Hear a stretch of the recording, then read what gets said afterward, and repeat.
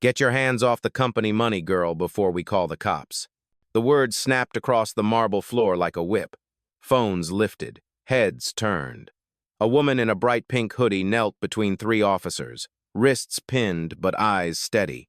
Behind her, the branch manager, tall, red-faced, sure of himself, pointed like a judge passing sentence. The logo on the wall glowed cold. Bank of America. He spat the same accusation twice, louder this time. She's stealing again. The air cracked. The woman looked up, calm and unblinking. Record this, she said, because I own this bank. If that line made your heartbeat change even a little, stay right here. In the next 10 minutes, everything you think you know about power, color, and control inside America's banks is going to shift. 10 minutes earlier, the morning had been quiet enough to hear the clock tick. Vanessa Clark walked in alone, no driver, no assistant, no visible wealth. Just sneakers, jeans, and the kind of stillness that makes people underestimate you. The private client lounge gleamed white and glassy, a place designed for silence, not equality. A teller looked up and froze. Then came the smile, the kind of smile that says you don't belong here, but I'll play along. Vanessa placed her ID and black card on the counter. $5 million withdrawal, she said evenly. The teller blinked. That is unusual for someone with your profile. My profile? Vanessa asked softly. He didn't answer. He just pressed a button under the counter. Somewhere behind the frosted glass, a manager was already moving. Lisa Newman appeared first, heels clicking, tone polished to sound polite but sharpened by judgment. Ma'am, these transactions require proof of ownership. Vanessa met her eyes. Run my name. Lisa crossed her arms. We verify before we run. A pause, a stare, a small crowd forming behind the velvet rope. A white man in a gray suit laughed under his breath. She's wasting everyone's time. Looks like another scammer trying to hit a payday. Vanessa did not turn to him. You should save that energy, she said quietly, for what's coming. The silence thickened, the kind that always comes before a wrong decision. Lisa motioned to security. Escort her out. The guards moved in, slow but certain, believing they were restoring order. Vanessa stood still, eyes forward. She did not resist when the first hand touched her arm. She simply said, low enough for the cameras to catch, but calm enough to sound like a promise. You are touching the wrong woman. Outside the glass wall, the red light of a phone camera blinked alive. The marble lobby looked calm again, but calm in a bank is just another form of judgment. Light spilled from the glass ceiling like interrogation lamps. Every reflection was a mirror that reminded Vanessa Clark where she stood. Behind the counter, the digital clock ticked to 9:32. Every second felt heavier than the last. Lisa Newman's heels clicked against the tile. Precise, rehearsed, the rhythm of someone used to control. Ma'am, she said, I am asking for your cooperation one last time. We cannot process that kind of withdrawal without verifying the origin of funds. Vanessa's tone was even. Run my name. Lisa crossed her arms. I said we verify before we run. Around them, the air tightened. Two tellers leaned toward each other, whispering. A man in a charcoal suit adjusted his tie and murmured something under his breath. Another woman with pearl earrings lifted her phone and pretended to scroll, her camera open. Across the lobby, the security guard shifted his stance, hands near the radio at his belt. Vanessa stood motionless, the only person in the room not performing. You are making a mistake, she said. Lisa smiled, the kind of smile that never reaches the eyes. We will see. The teller, a young man with a buzz cut, kept glancing at the black card lying on the counter. He had never seen one that clean, that heavy. It gleamed under the light like proof and challenge at the same time. He hesitated. Maybe we should just run the ID. Lisa shot him a look sharp enough to cut marble. Do not question procedure. At the far end of the lounge, a soft conversation started. Two clients, older white men in golf jackets, sipped espresso while pretending not to watch. She is playing the race card again, one whispered. The other nodded. Every week it is the same story. They think attitude is equity. Vanessa heard them. She did not turn. Her breathing slowed instead of quickened. She had learned long ago that silence unsettles the guilty faster than anger ever could. The light above flickered once, a small electrical hum breaking the illusion of perfection. A single dust particle drifted down between them. She noticed it. So did Lisa. They were both waiting for the same thing, the mistake that would justify the prejudice. Then came a familiar sound, the faint click of a security camera pivoting toward her. Vanessa almost smiled. There, she thought. Now the record will remember. Lisa signaled to another employee near the corner. Natalie, flag the transaction. I want it in the compliance queue immediately. Natalie nodded quickly. Done. It is under potential fraud review. Vanessa's jaw tightened. You call it potential fraud because you cannot imagine my success. Lisa raised an eyebrow. I call it protocol. The elevator doors opened behind them with a soft chime. A tall man in a gray suit stepped out, checking his watch. Edward Pierce, senior investment banker. His tone was casual, but his eyes carried entitlement like a uniform. What seems to be the problem? Lisa gestured toward Vanessa. Unverified client attempting a high-value withdrawal. Edward smirked. Unverified or unbelievable? He approached the counter, standing too close. How much did she say she wanted? $5 million, Lisa said. Edward laughed. In cash? Vanessa turned her head slightly. Wire transfer. But I can take cash if that makes you more nervous. The room gave a small collective gasp.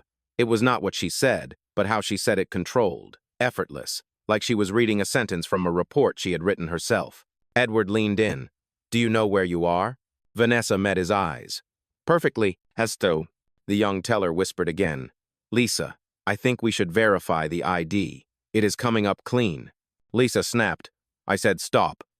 Vanessa looked at him kindly. Thank you for trying. Her phone vibrated in her pocket. A single buzz. She ignored it. She had set it to silent before walking in. This was a test, and tests are meant to be finished without help. A security guard approached, slow but deliberate. Ma'am, we need you to wait in the side area while we sort this out. Vanessa shook her head. I will wait here. It is just procedure, he said, voice low. I am sure it is, she replied, but I am not leaving. Lisa exhaled sharply. Fine, you can wait, but you will not be comfortable. The manager turned away, her voice suddenly louder for the audience that had gathered.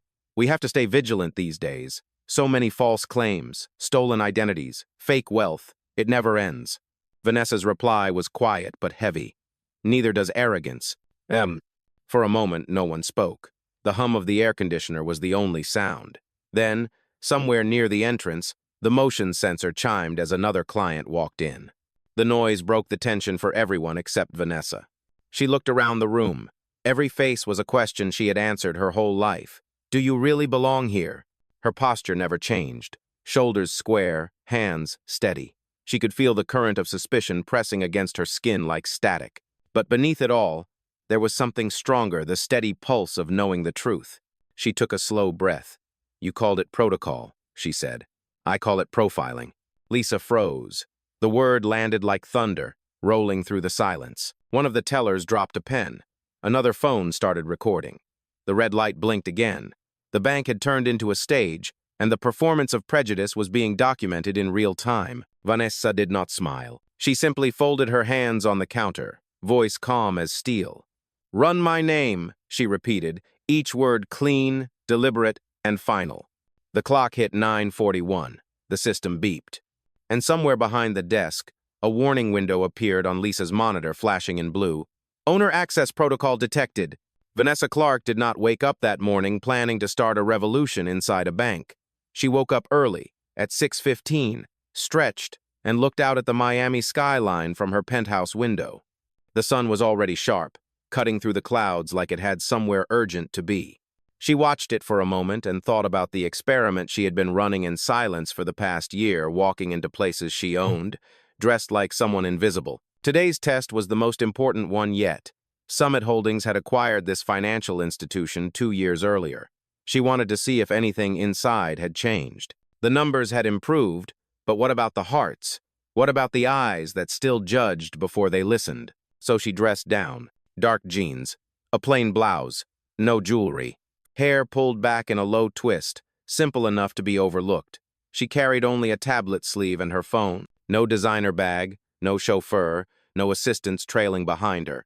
Every detail was intentional, every silence planned. By 8:30, she was walking across the marble floor of the Summit Wealth branch like any other customer. The security guard at the door had barely looked up. That was exactly what she wanted. To them, she was just another face in the line.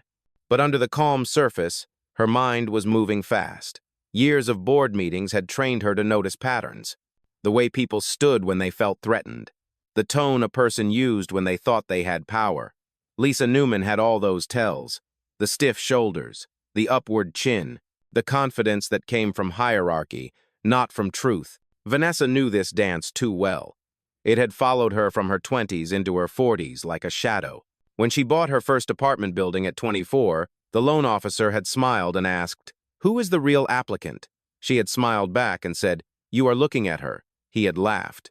She had bought his bank 3 years later. And now here she was again, being questioned in a room she technically owned. History was not repeating itself. It was replaying on higher stakes. She watched Lisa pacing near the counter, pretending to read the policy book on her tablet. Behind her, the younger teller Eli was still uncertain, his fingers hovering over the keyboard. He knew something was off but did not have the courage yet to say it out loud. Across the lounge, a group of clients whispered like spectators at a trial. Vanessa could almost hear their thoughts. She does not look rich. She probably faked that card. She should have known better than to walk in here alone.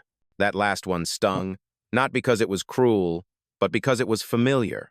She remembered another room, another kind of humiliation. 21 years old, newly graduated, walking into her first job interview at a real estate firm in Atlanta. She had worn her best thrift store blazer, shoes polished until the leather looked tired but proud. The man behind the desk had not even looked up when he said, "We are not hiring for reception today." She had smiled and replied, "I applied for the broker position." He had looked up then, surprised, annoyed, and said, "You do not fit our client image." That day, she decided to build her own image and her own empire. The memory faded as she blinked back to the present. The marble beneath her feet was colder now, the silence heavier. Lisa was talking to Edward again, her voice pitched for performance. "She refuses to leave," Lisa said. Edward replied, "Then she can leave with security. Call them again if you have to." "Oh," Vanessa spoke calmly. "You have already called them once. They are watching from the hallway." Lisa turned sharply. "Excuse me?" "I noticed the reflection," Vanessa said. "Your lobby camera feeds to the side office. They are waiting for your order." Lisa's eyes narrowed. "You sound awfully confident for someone under investigation." Vanessa's tone did not change. "Confidence is not the same as arrogance. You should learn the difference before this day ends." For a moment, the room seemed to hold its breath. Edward looked between them, uncomfortable but unwilling to intervene. He was the kind of man who loved power but hated conflict. The sound of typing filled the air. Eli, the young teller, finally spoke. "Ma'am, her account number matches a corporate signature. It says Summit Holdings." Lisa barked, "Flag it anyway." Vanessa tilted her head slightly. "Flagging the name that signs your paychecks? Bold." Gasps rippled through the room. Lisa's lips parted, but no words came. She looked down at her screen, pretending to scroll. "We have procedures for everyone." Vanessa took one step closer, her voice lowered, deliberate.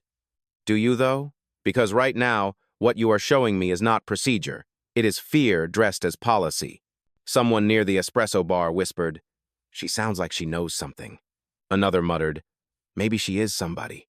Lisa's hand trembled as she grabbed her tablet tighter. "Enough. This is a secure environment. You will wait quietly until verification is complete."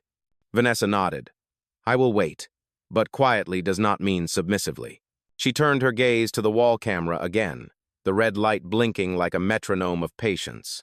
For years, she had built empires on that rhythm, the waiting, the watching, the exact second to speak. Eli looked up once more, his voice almost a whisper. "The system just recognized her login ID. It says..." Lisa cut him off. "That is impossible." Vanessa smiled faintly. "No, Lisa, it is inevitable." The temperature in the room seemed to drop. Behind her, the door to the manager's office opened slowly, letting in a slice of sunlight. Two figures stepped out, branch auditors she had assigned weeks ago, under a confidential protocol to observe employee bias. Their timing was perfect. Lisa stared, confused. "Who are you?" The taller auditor spoke first, flashing his badge. "Internal review. We were told to monitor irregular client interactions." Vanessa turned toward her, calm and final. "You just became one." The entire lobby fell silent again. every face caught between disbelief and dread. The truth was no longer a secret, it was just waiting to be spoken aloud. The lobby had turned into a courtroom made of glass and marble. The only sound was the soft click of Lisa Newman's heels as she circled behind the counter, her confidence rebuilding one shallow breath at a time. Edward Pierce stood beside her, arms folded, watching Vanessa Clark like a problem he intended to solve with paperwork. Lisa's voice cut through the silence. "Miss Clark, we have confirmed that this account is connected to Summit Holdings. However, the name on the withdrawal request does not match the primary authorized user." Vanessa's tone was measured. "Who is listed as the primary?" Lisa's eyes flicked toward the screen, then back at Vanessa. "A Mr. Thomas Blake.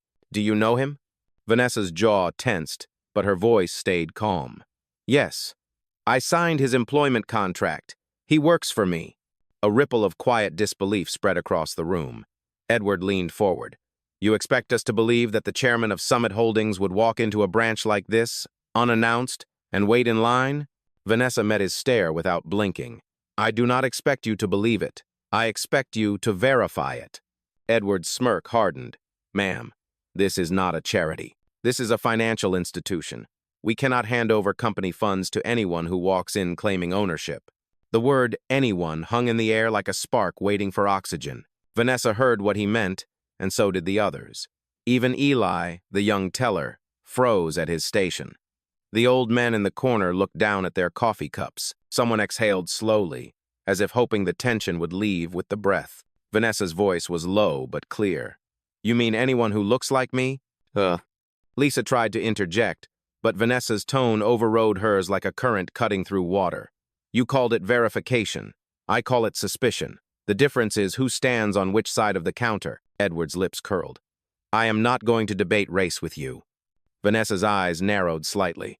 "Of course not. You are too comfortable with the conclusion." For a heartbeat, no one moved. Then Lisa snapped, "Security, please escort this woman out until we resolve the identity issue." Two guards approached. Their posture was rehearsed, cautious, the kind of caution reserved for situations that looked safe but felt dangerous. One of them, a younger man with a nervous jawline, avoided eye contact. The other stepped closer. "Ma'am," he said softly, "we just need you to come with us for a moment." Vanessa did not move. "If you lay a hand on me again, you will regret it."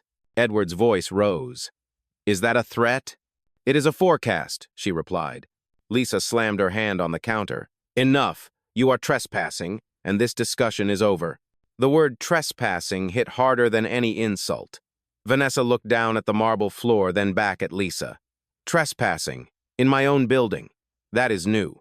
Behind her, one of the customers whispered, "Did she just say her own building?" Another voice answered, "She is bluffing." The young teller, Eli, looked trapped between duty and conscience. He whispered toward Lisa, "I think she is telling the truth. The system flagged her as executive-level access earlier." Lisa glared at him. "You must have misread it." "No," he said quietly, "I did not." Vanessa stepped forward, slow and deliberate. "Let him speak. He is the only one here who seems to remember what honesty looks like." Edward raised a hand toward the guards. "Remove her. Now." The first guard hesitated. The second reached for Vanessa's elbow. The moment his fingers brushed her sleeve, the red recording light blinked again from 3 directions. Someone was filming. Another phone followed. Vanessa's voice did not rise. It did not need to. "You are about to make a very public mistake." The guard froze. Lisa hissed, "Do your job." He shook his head slightly. "Ma'am, she is not resisting. Maybe we should just—" "Do it," Lisa shouted. Vanessa's eyes locked onto Lisa's. "Tell me, Lisa, what does a thief look like to you?" Lisa opened her mouth, but nothing came out. Her silence was louder than a confession. Edward tried to recover the moment. "This is absurd. You are disrupting business operations." Vanessa replied, "Business operates on trust. Yours just declared bankruptcy." For the first time, Edward stepped back. His expression shifted from arrogance to uncertainty. He looked at the red lights of the recording phones, then at the growing crowd of witnesses. "Put your phones away," he said sharply. No one did. The weight of a dozen silent judgments pressed down on the room. The tension was not just racial anymore. It was moral. People were choosing sides without saying a word. Eli cleared his throat. "Miss Newman, I found something else."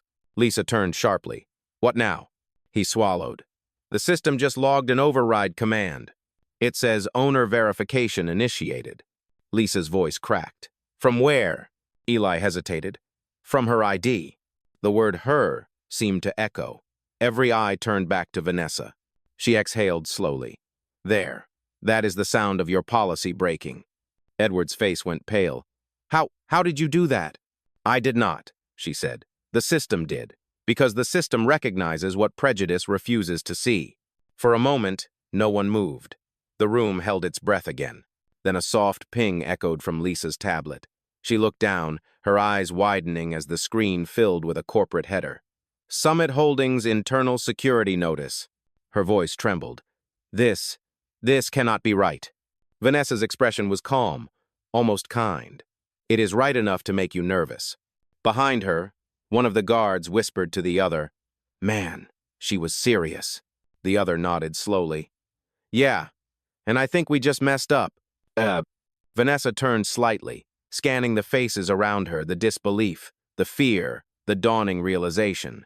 Then she spoke with quiet precision. You wanted to verify my identity, she said. Now you will verify your mistake. And with that, she reached for her phone. The crowd leaned in as the first call began to ring. The ringtone hummed once, sharp and steady, before a familiar voice answered. Vanessa, are you ready to proceed? Yes, she said quietly. Begin the record log. Oh. The voice on the other end belonged to her assistant, Carla Wynn, sitting in a corporate office 1,000 miles away. Confirmed. Recording all live feeds from the branch. Do you want the compliance team on standby? Not yet, Vanessa replied. Let them show me who they really are first. The line went silent. Carla understood. This was not just about money. It was about memory. Vanessa looked around the lobby again. Every detail, every glare, every half-hidden whisper, it was all too familiar. The smell of coffee, the polished marble, the way people stared without seeing. Her chest tightened, not from fear, but from recognition. Because she had lived this before. It was 20 years earlier, long before the titles and the headlines, when her name was just another one that hiring managers could mispronounce. She was 22, working as an intern for a real estate firm in Atlanta. One afternoon, she had been sent to deposit a company check just $3,000 at a neighborhood bank. She remembered the smell of paper and perfume, and the woman at the counter looking at her like she had arrived from the wrong movie. This check is too large for you, the teller had said. Vanessa had laughed nervously. It is for the company account. The teller had frowned. Then where is your supervisor? Vanessa had waited, explaining again and again, until 2 security guards appeared. They had not touched her, but their presence had done the work. Everyone in line had turned to watch. The manager, a gray-haired man with a badge that read Vice President of Operations, had walked over and said, We have to protect our institution from potential fraud.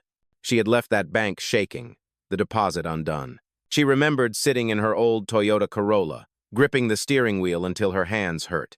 In that moment, she had promised herself that she would never beg for validation again. She would build a company so solid that even the banks would bow. Now, 20 years later, that same institution rebuilt, renamed, owned by her was repeating history under a different logo. She felt the irony burn like cold fire in her veins. Lisa Newman was still behind the counter, pacing like a trapped animal. Edward Pierce had stepped aside to make a call, whispering urgently into his headset. Eli, the young teller, stayed frozen between duty and fear. The crowd had doubled. People stood near the glass walls, phones raised, the quiet hum of modern outrage. Vanessa slipped her phone into her pocket and exhaled. History has an interesting sense of humor, she said softly. Lisa turned toward her. Excuse me? Nothing, Vanessa said. Just remembering that power looks different depending on who is holding it. Lisa forced a laugh, brittle and defensive. Power? You walked in here dressed like you just left a bus stop. Vanessa tilted her head. And yet, you are still afraid of me? The words landed like a slap. Edward spun around from his phone call. That is enough. You are disrupting our clients and violating our security protocols. If you continue this behavior, we will contact law enforcement. Vanessa's gaze stayed calm. You already did. They are waiting outside, wondering why you called them over a woman making a legal withdrawal. Edward hesitated. You have no proof of that. Vanessa gestured toward the corner security camera. Everything you have said has been recorded, time-stamped, and archived. Proof is not my problem. Evidence is yours. Eli's fingers twitched above his keyboard. Sir, the system just confirmed ownership verification again. It says she has Tier 1 access. That is the highest level we have. Edward's voice cracked. That cannot be possible. Lisa leaned over the counter, desperate to reclaim control. This is some kind of trick. Vanessa replied softly. It is not a trick. It is the truth you have spent your whole career avoiding. Her eyes drifted to the logo on the glass wall, the emblem of Summit Financial carved in silver. She remembered the day she had signed the acquisition papers, the pride she had felt walking into the boardroom as the youngest black woman in the country to own a banking group. She had thought the system would respect her once she was at the top. She was wrong. It did not matter how much she owned. They still saw her the same way they had at 22, unwelcome, untrusted, out of place. Lisa's voice interrupted her thoughts. This is getting ridiculous. If you are truly who you claim, then prove it right now. Vanessa turned slowly. You want proof? Yes, Lisa snapped. Right now. Vanessa took one step closer, her shoes silent on the marble floor. Fine. She reached into her sleeve and pulled out a single black access card. No logos, no text, just a silver chip that shimmered under the ceiling lights. She placed it on the counter between them. Scan it, Vanessa said. Lisa hesitated. Edward reached forward instead, slipping the card into the reader. The monitor beeped once, then filled with blue text. Executive override. CEO access granted. A gasp swept through the room. Lisa's voice trembled. This is not real. Vanessa smiled faintly. That is what they said about me 20 years ago, too. The silence that followed was not empty. It was heavy with realization. The customers who had whispered now looked ashamed. The guards shifted awkwardly, unsure whether to apologize or retreat. Vanessa looked around the lobby, then back at Lisa. You see, I came here dressed like this on purpose. I wanted to know if the company I built was any better than the ones that humiliated me. Now I have my answer. She picked up her access card and slid it back into her sleeve. Lisa's lips moved, but no sound came out. Edward stepped away, muttering something about verification systems and headquarters authorization. Vanessa's voice was almost gentle. Do not worry, Lisa. You are about to meet my verification team in person. As if on cue, the glass doors at the front opened, letting in a rush of sunlight and two uniformed auditors from Summit Holdings Corporate Security. Their presence shifted the air. Every head turned. The taller auditor nodded once to Vanessa. Ma'am, we are ready when you are. She returned the nod, her expression unreadable. Then let us begin. Ugh. And for the first time since the confrontation began, Lisa Newman took a step back, not out of politeness, but out of fear. The arrival of the corporate auditors changed the air in the room. The silence that followed was not peaceful. It was electric, as if every molecule in the marble lobby had been rewired. Light from the glass doors poured across the floor, stretching long and white beneath Vanessa Clark's shoes. The taller auditor spoke first, his voice calm and professional. This branch has been under quiet evaluation for several weeks. We are here to observe and record. Lisa Newman blinked rapidly, her authority cracking under the weight of those words. You cannot just walk in here and take over. I am the branch manager. The auditor's tone remained level. Then you will want to cooperate. Please continue exactly as you were before our arrival. Edward Pierce stepped forward, his voice firm but trembling at the edges. This is completely unnecessary. We can handle this internally. There is no need to escalate. Vanessa turned her head slowly toward him. You already escalated when you decided who I was before you even asked. Edward's mouth opened, then closed again. He took a half step back, unsure where to look. The crowd near the glass wall had grown. Some people were recording, others whispering. A child tugged at her mother's sleeve, asking, Why are they being mean to her? The mother said nothing. She just kept filming. The shorter auditor, a woman with dark hair tied at the nape of her neck, began setting up a small recording device on the counter. We will conduct an immediate review of this transaction, she said. All staff are required to remain in the lobby until the assessment is complete. Lisa protested. You cannot detain my employees. This is harassment. Vanessa's voice was soft but unshakable. That word has traveled both directions today. Lisa flinched as if the air itself had turned against her. She looked at the guards for support, but they stood motionless, their faces a mix of shame and confusion. Eli, the young teller, finally spoke again. "Ma'am, if they are from corporate, we should let them handle it. The system already verified her credentials." Lisa's glare could have cut stone. "Eli, one more word and you can consider your job gone." The taller auditor raised a hand. "He will not be disciplined for speaking truthfully while we are present." That was the first real crack in Lisa's armor. She went pale, her mouth tightening into a thin line. The faint tremor in her hands betrayed what her voice tried to hide. Vanessa folded her arms and looked around the room. Every eye was on her now. The disbelief that had filled the air earlier was slowly morphing into guilt and curiosity. People were realizing what they had participated in or what they had allowed to happen. Edward attempted to reclaim the moment. "Look," he said, gesturing toward the auditors. "We all want to resolve this quickly, but if this woman truly has authority, then she should be able to provide secondary identification." Vanessa's expression did not change. "You are still trying to make me prove what the system already confirmed. That is not policy. That is pride." Edward's voice rose. "It is caution." "No," she replied. "It is conditioning." The words landed like a verdict. Behind the counter, the shorter auditor clicked a button on her device. A soft tone echoed through the speakers, followed by her measured voice. "Recording now. Initial findings. Senior staff exhibited prejudicial bias in verification procedures. Escalation triggered without cause." Lisa's voice broke. "You cannot use that word. Bias implies intent."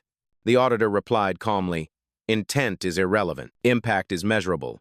Vanessa felt a slow breath rise and fall in her chest. It was not satisfaction she felt, not yet just a release, like the pressure had shifted somewhere else. The taller auditor approached her. "Miss Clark, do you wish to continue this on-site, or would you prefer we close the branch temporarily?" Vanessa shook her head. "Let it stay open. I want them to finish watching what they started." He nodded. "Understood." Lisa's eyes darted around the lobby, searching for sympathy. None came. Even Edward had gone quiet, his face pale and rigid. Vanessa walked to the counter, the marble echoing softly beneath her heels. "Lisa," she said, her tone almost conversational. "Do you remember what you said when I walked in?" Lisa hesitated.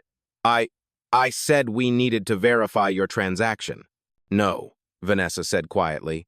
"Before that." Lisa's lips pressed together, but she said nothing. "You said, 'This lounge is for priority clients.' And then you added, 'You people always find new ways to trick the system.'" A murmur rippled through the crowd. Someone gasped. A woman near the espresso bar whispered, "She really said that?" Vanessa continued, her voice measured and unwavering. "I let you finish that sentence because I wanted to hear it the way I heard it 20 years ago. I wanted to know if anything had changed. Now I know." Lisa looked down at the counter, her reflection staring back at her from the polished surface.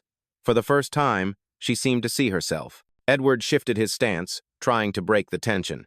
"All right, enough moral theater. We still have business to conduct." The shorter auditor spoke sharply. "The only business happening here right now is accountability." The taller auditor turned to Lisa. "Per corporate compliance, you are suspended from operational duties pending review." "Huh?" Lisa's voice cracked. "Suspended? You cannot." He handed her a printed notice, freshly generated from a small, portable printer. "Effective immediately." Vanessa did not smile. She simply stepped back, letting the reality unfold. Eli looked at her, eyes wide. "You really are the owner, aren't you?" She nodded once. "I am the one who built the system you just saw defend itself." The crowd had stopped whispering. No one looked away now. The woman who had been judged, doubted, and nearly removed from her own building stood tall in the center of the room, her silence more powerful than any outburst could ever be. And then, as if to underline the moment, the automated voice from the teller system chimed through the speakers. "Transaction approved." The sound was mechanical, detached, but to everyone in the room, it felt like justice speaking in binary. Vanessa turned slightly toward the door, her voice calm and final. "Now," she said, "let us see how deep this bias runs." The auditors followed her gaze. The next phase had begun, and every person in that lobby knew it.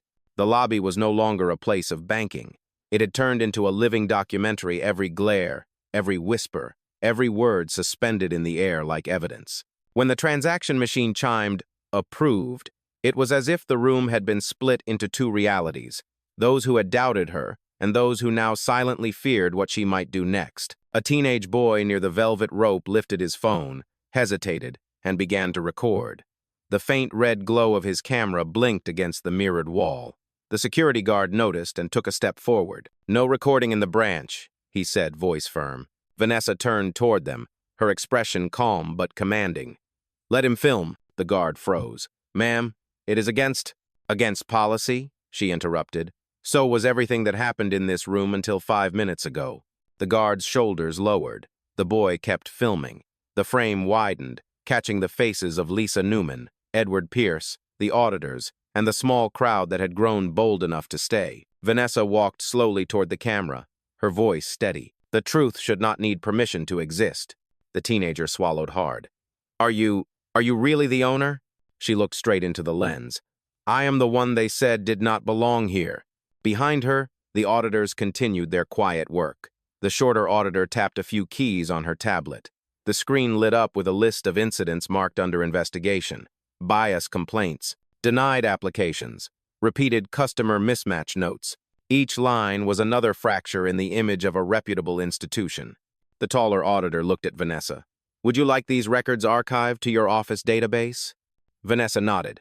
"Archive them and copy the legal division." Lisa, standing behind the counter, finally spoke.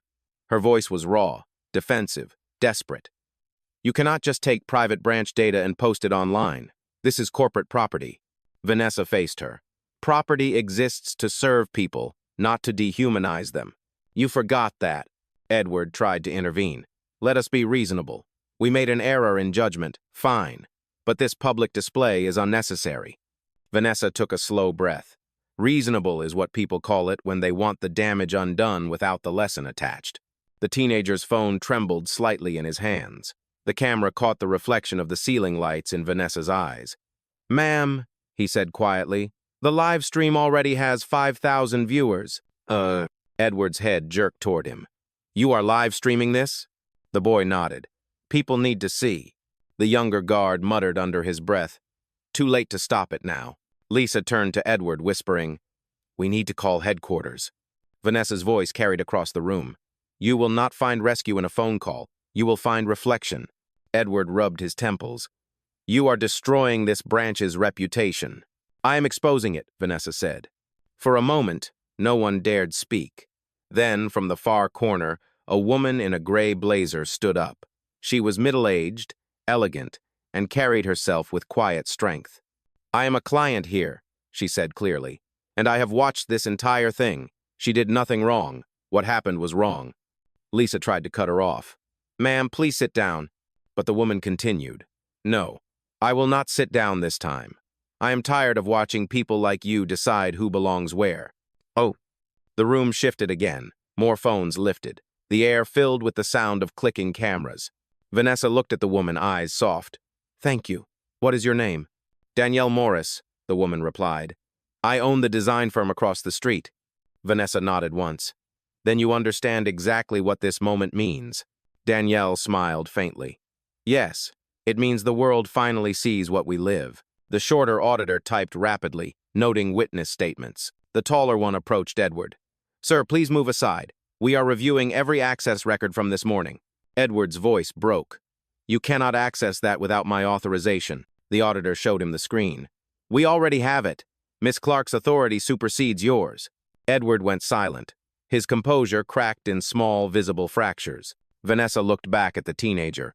"Keep filming, but keep it respectful. No edits, no music, just truth." The boy nodded quickly. "Yes, ma'am." A murmur rippled through the crowd as the red light of his phone blinked brighter. In the reflection on the glass, Vanessa could see her own face framed by strangers' disbelief.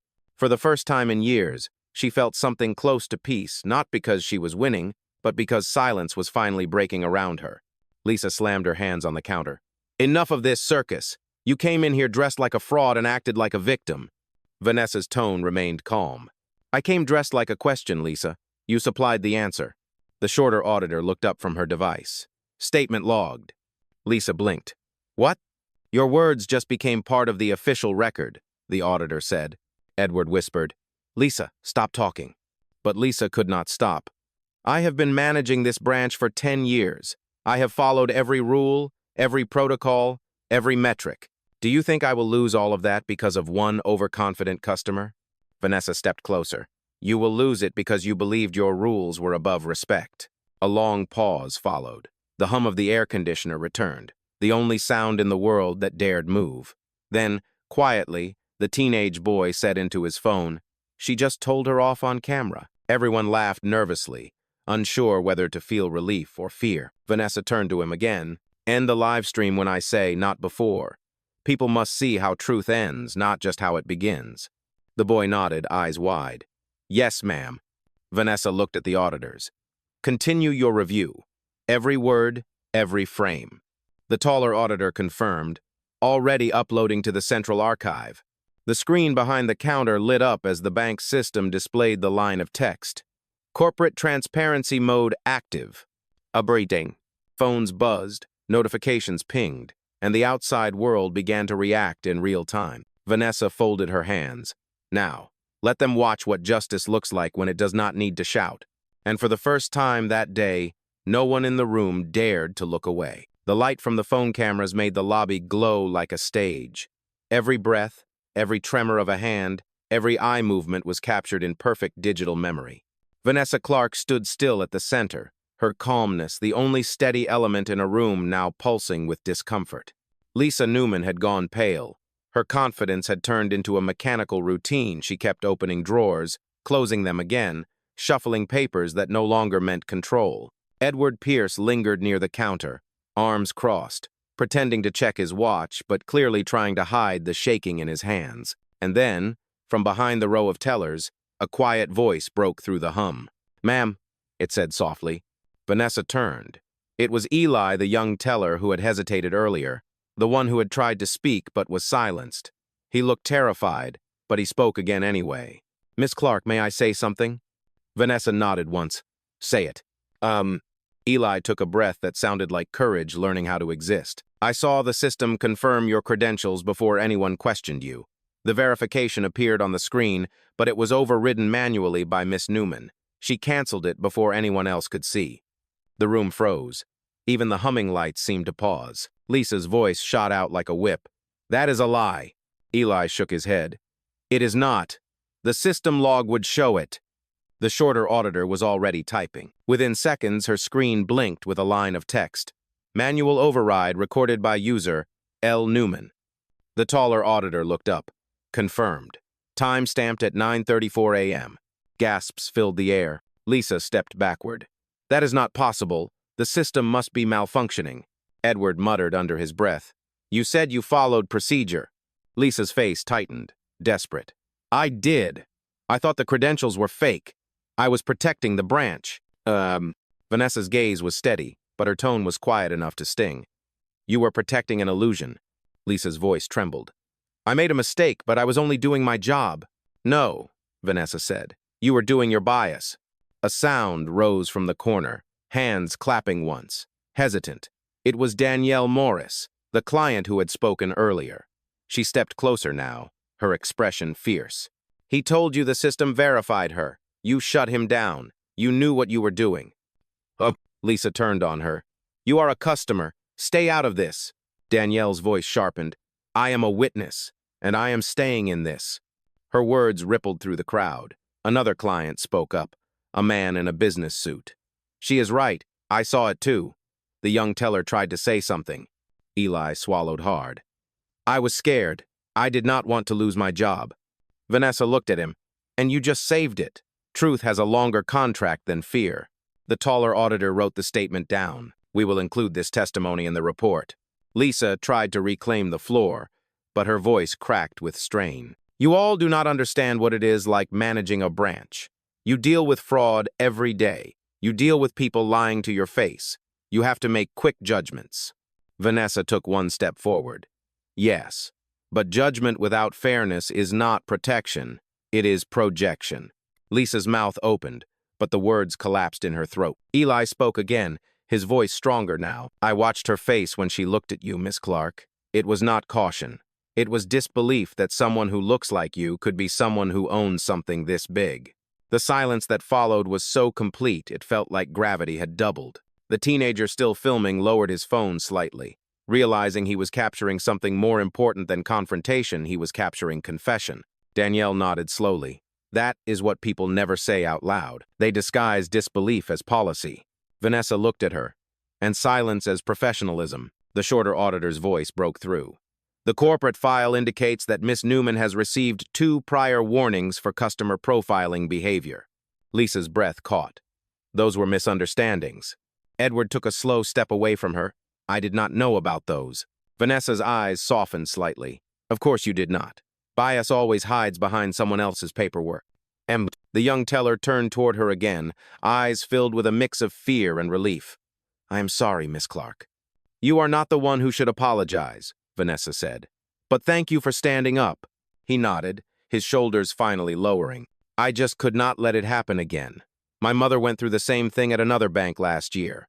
They froze her account for 2 weeks because her name did not sound like it belonged to her address. Vanessa's voice was barely above a whisper. And how did that make her feel? Like she was invisible, Eli said. Vanessa turned back toward Lisa. That is the part you never see. You think humiliation ends when the customer leaves, but it does not. It travels with them. It sits at their dinner table. It changes how they walk into every room afterward. Lisa's eyes filled with tears. She said nothing. Edward cleared his throat, uneasy. Perhaps we can de-escalate. There is no need to keep embarrassing her. Vanessa's eyes narrowed slightly. De-escalate? You wanted escalation until it pointed upward. Now you want quiet because the noise has your name in it. Edward stepped back, face red. That is not what I meant. Then what did you mean? Vanessa asked. Because what I see are people who can analyze numbers but cannot analyze conscience. No one spoke. The taller auditor finally closed his tablet. The report is complete. Miss Clark, would you like to issue an immediate directive? Vanessa nodded. Send the findings to corporate ethics, human resources, and legal affairs. Effective immediately, suspend both Miss Newman and Mr. Pierce, pending full review. Lisa gasped. You cannot. Vanessa's tone was final. I can, and I just did. The shorter auditor pressed a button, and a quiet chime echoed through the lobby. Access revoked. Credentials deactivated. Lisa's ID badge flashed red. Edward's phone buzzed once, then went dark. Eli looked at Vanessa, awe spreading across his face. I have never seen anything like this. Vanessa gave a small, tired smile. That is the problem, Eli. Justice should not look extraordinary. It should look normal. The crowd murmured in agreement. Phones recorded every word, but for the first time, Vanessa did not care about the footage. She cared about the silence that now belonged to truth instead of prejudice. And as the light shifted across the marble floor, it seemed as if the building itself was finally learning how to see. For a long minute, no one spoke. The marble lobby felt colder than before, the air thick with the weight of truth. The screens behind the counter glowed with frozen blue text. Access revoked. It was official. Lisa Newman and Edward Pierce no longer belonged to the system they had once controlled. And that was when the real tension began. Lisa turned toward the auditors, voice trembling with rage. You cannot just walk in here and strip us of our credentials. We are employees of this institution. The taller auditor replied calmly. You were employees. Now you are subjects of an internal investigation. Please step aside. Edward slammed his palm against the counter. This is ridiculous. You have no authority to humiliate us in front of customers. Vanessa's tone was even, but it carried a weight that cut through the noise. Humiliation is not what you are feeling, Mr. Pierce. It is accountability. It just happens to sound similar when you are not used to it. The crowd murmured. Some nodded quietly. Others shifted uncomfortably, torn between sympathy and guilt. Danielle Morris crossed her arms. She is right. You humiliated her first, in front of all of us. Now you get to feel what she felt. A man near the espresso bar frowned. Okay, but enough is enough. She made her point. And Danielle turned toward him sharply. Her point? You mean her existence? The fact that she is not invisible is a point now? The man looked away, muttering, I am just saying this is going too far. Vanessa's voice filled the room again, calm but resonant. It only feels too far when fairness finally travels in your direction. The teenager with the camera whispered, That line just went viral. Eli looked around nervously. Maybe we should stop recording. This could get out of hand. Vanessa turned toward him gently. No, Eli. Let them see what happens when silence finally speaks. Lisa's face flushed red. You think this makes you noble? You are just another executive using power to make a spectacle. Vanessa met her eyes. No, Lisa. I am using truth to make a record. The shorter auditor typed rapidly, logging every word. All statements recorded. Continue. Edward paced near the counter, his composure unraveling. Do you realize what kind of damage this will cause? Investors will panic, clients will withdraw. You are setting fire to your own company. Vanessa replied quietly, then maybe it needs to burn where it has been rotting. Gasps rippled through the crowd. Danielle's eyes widened with admiration. Say that again. Vanessa shook her head. I do not need to repeat it. The walls heard me. Eli stared at the floor. Ma'am, I think the police outside are coming in. Through the glass doors, 2 uniformed officers could be seen stepping forward, cautious but alert. One of them spoke into a radio, his voice muffled by the thick glass. Lisa straightened her blazer, eager to reclaim power. Finally, someone reasonable. Vanessa's eyes did not move from the approaching officers. You called them, remember? Let us see if they came for protection or projection. The taller auditor approached the officers before they entered. Gentlemen, this is an internal audit. No law has been broken. Please remain outside until requested. One of the officers hesitated. We received a call about a fraudulent transaction. The auditor gestured toward the tablet. The alleged fraud is the one making the report. The officers exchanged glances, then looked at Vanessa. She stood still, unthreatening, regal even in simplicity. The taller officer finally nodded. Understood. We will wait. Lisa's voice cracked. Wait! You cannot just stand there. The officer replied, Ma'am, this does not appear to be our jurisdiction anymore. The crowd laughed nervously. Even the teenage boy with the camera chuckled under his breath. Vanessa turned back to Lisa. Do you hear that? The system that used to protect you just realized who it actually serves. Edward's patience snapped. This is madness. We followed company procedure. You waltz in dressed like a protest and expect the world to bow? Vanessa's tone sharpened, but she did not raise her voice. You mistake humility for disguise. I dressed down to test culture, not to test my worth. But you failed both. Eli looked at her, voice filled with something like reverence. You really planned this, did you not? Vanessa nodded. I needed to see if the place I built could finally look past color, clothing, and class. It could not. Danielle stepped forward. And what will you do now? Vanessa's eyes swept across the room, the cameras, the silent witnesses, the faces that had turned from judgment to shame. I will do what leaders do when they find rot in their walls. I will rebuild. The shorter auditor pressed another command on her tablet. The overhead screen changed again, displaying corporate emails and internal training reports. The top line read, Diversity and Inclusion Compliance. Missed deadline. Branch 0145. Lisa's mouth fell open. You cannot show that publicly. The auditor replied, Transparency is part of the CEO's directive. Vanessa took one step closer to the counter. I have read those reports for years, and every time the results were the same. Words without action, promises without accountability. That ends today. Edward shook his head, voice trembling now. You are destroying reputations. Vanessa's gaze held him still. No, Mr. Pierce. Reputations destroy themselves. I am just turning on the lights. Oh, the officers outside remained by the door, silent witnesses through the glass. Inside, the tension transformed from chaos to quiet clarity. People began to realize they were standing in a moment that would not just trend online, it would be studied, remembered, retold. Lisa looked around, her voice barely audible. What happens to me now? Vanessa did not answer immediately.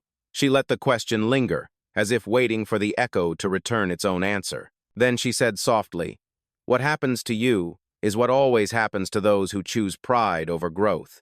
You become the story people tell when they want to explain why the world still needs to change. The teenage boy whispered to his phone. She said it like a closing argument. Vanessa turned to him. Because that is exactly what it is. The crowd fell completely silent. For the first time since she had walked into that bank, the air felt still like the pause before transformation. And then, almost tenderly, Vanessa said, Now that truth has spoken, let us see who is willing to listen. The glass doors of the bank reflected the late morning sun. a blinding gold that spilled across the marble floor. Outside, a small crowd had gathered, drawn by the live stream spreading through phones and news feeds. Inside, the tension had thickened into something tangible. Even breathing seemed like a declaration of sides. Lisa Newman stood behind the counter, shaking. Her badge blinked red where it hung around her neck, flashing the word deactivated. The sight of it pushed her over the edge. "You think this is justice?" she shouted, voice echoing across the lobby. "You humiliated me in front of my team, in front of my clients. You destroyed my career." Vanessa Clark turned her head slowly toward her. Her tone was calm, almost mournful. "You destroyed it the moment you believed someone's skin tone was proof of dishonesty." Lisa slammed her hand against the counter. "I did what I was trained to do." Vanessa stepped closer, each word deliberate. "Then your training was built on fear, not fairness." The air crackled again. Edward Pierce muttered something under his breath, pacing near the wall. He looked trapped, like a man realizing that every excuse he had used in his career was finally dissolving in daylight. The taller auditor glanced at his watch. "Miss Clark, corporate headquarters is requesting a live briefing. They have been watching the footage since the first stream began." Vanessa nodded once. "Connect it." A moment later, the main display behind the counter lit up with the corporate logo Summit Holdings, the parent company she had built from the ground up. The video feed stabilized, showing the boardroom at headquarters. 10 directors sat in silence, their faces grim. The lead director spoke first. "Miss Clark, we are seeing the live broadcast from the branch. Please confirm this is authentic." Vanessa replied clearly, "It is. Everything you are watching is real." The director nodded slowly. "Proceed as you see fit. You have full authority." The screen went dark again. Lisa's voice cracked. "They are just letting you destroy everything? This bank is supposed to be neutral." Vanessa turned to her. "Neutrality in the face of discrimination is not balance. It is permission." Danielle Morris, the client who had stood up earlier, whispered, "That should be written on every wall in America." Lisa's body trembled. "You cannot take everything from me because of one mistake." Vanessa's tone softened slightly. "It was not one mistake. It was the choice to see a threat where there was none, to use suspicion as policy, to treat humanity as a risk factor." Lisa's anger boiled over. "You do not understand what it is like to be responsible for millions of dollars, to protect the company from fraud every single day." Vanessa looked at her for a long, quiet moment. "You are right. I do not know what it feels like to protect millions. I only know what it feels like to create them." The words cut through the room like a blade of light. Eli, the young teller, covered his mouth to hide a smile. Danielle exhaled sharply, whispering, "That was the sound of a throne being reclaimed." Lisa lunged forward suddenly, her voice breaking. "You think you can talk down to me because of who you are now, but I know your type. The loud ones, the proud ones, always acting like victims until someone calls them out." The entire lobby gasped. Vanessa did not move. Her silence was louder than shouting could ever be. The shorter auditor took a slow step forward, her voice level. "Miss Newman, I suggest you stop speaking before you create more evidence against yourself." Lisa's breathing quickened.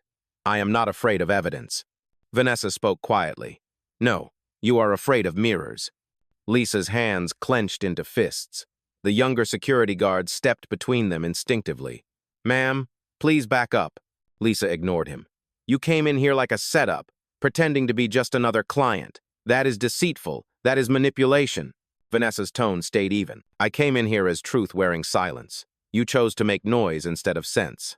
The boy with the phone whispered to his camera, "She is too calm. That is power." The taller auditor spoke into his earpiece. "Compliance confirmation received.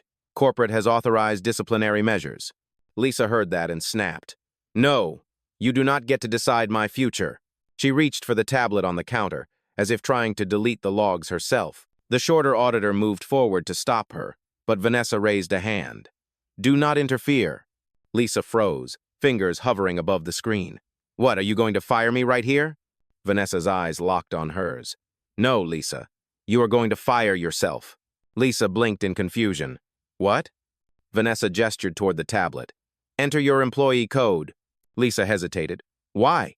"Because the system still recognizes you long enough to make a choice," Vanessa said. "You can either end this with dignity or let it end you with shame." Lisa stared at the glowing tablet. The seconds ticked by, each one heavier than the last. Then, with trembling hands, she entered her code.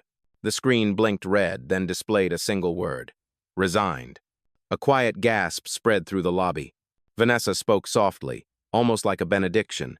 There. That is how accountability sounds when it finally tells the truth. Oh. Lisa sank into the nearest chair, her face pale, her shoulders trembling. Edward stood frozen, his phone vibrating with messages he was too afraid to read. The taller auditor turned to him. Mr. Pierce, you are still under review. Do not attempt to contact the media. He nodded numbly, eyes downcast. Vanessa turned to Eli, her tone gentler. Thank you for standing up when silence was easier. Eli nodded. I just did what was right. She smiled faintly. That is all it ever takes. The teenager's phone camera caught the moment perfectly. Vanessa standing calm in the center, the light catching her face, the fallen manager behind her, and the reflection of dozens of witnesses who had just seen what truth could do when it finally stopped apologizing. Outside, the sound of sirens echoed faintly, not as a threat but as a reminder. Justice, once awakened, does not go back to sleep. And for the first time that day, every person in that building understood exactly what it meant to cross the line and what it cost to stay on the wrong side of it. The branch had gone still. The air conditioner hummed softly, but even that mechanical rhythm seemed cautious, as though it feared breaking the quiet that had settled over the room. Outside, the murmur of a crowd bled faintly through the glass, dozens of voices waiting, watching, whispering the story that had unfolded inside. Vanessa Clark stood in the center of the lobby, her hands resting lightly on the counter. The cameras were still rolling, but she no longer cared who was filming. The scene had reached a point where truth needed no audience. It only needed space to breathe. Lisa Newman sat slumped in a chair, her badge dark, her eyes unfocused.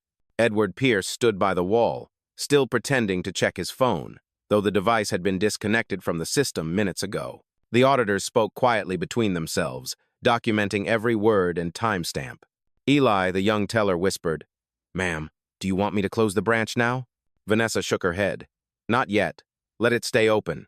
I want them to see how still the world becomes when truth finally lands. The teenager with the camera had stopped recording, sensing instinctively that this silence was sacred. He lowered his phone and simply watched, his eyes wide, his breath caught in the weight of the moment. Lisa's voice broke the quiet, small and fragile. What happens to me now? Vanessa did not look at her immediately. She waited a few seconds before answering, her tone level. You will meet with corporate investigators.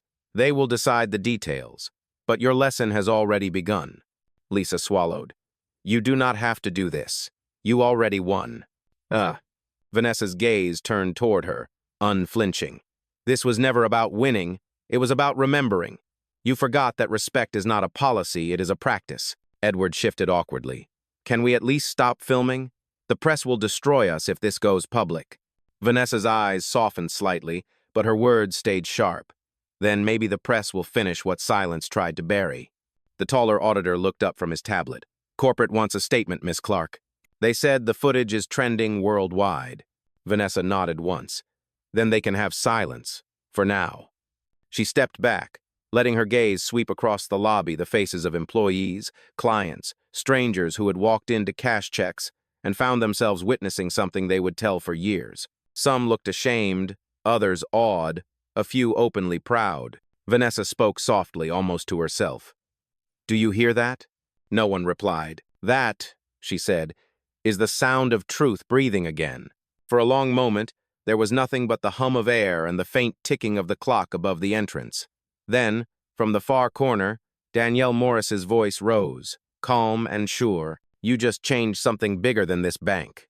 Vanessa turned toward her. Change is not an event, Miss Morris. It is a consequence. Danielle nodded slowly. And you just started a chain reaction. Vanessa's lips curved into a faint, weary smile. Good. It was overdue. She reached into her pocket and pulled out her phone. Her reflection glimmered faintly in the screen before she spoke into it. Carla, activate Protocol 6.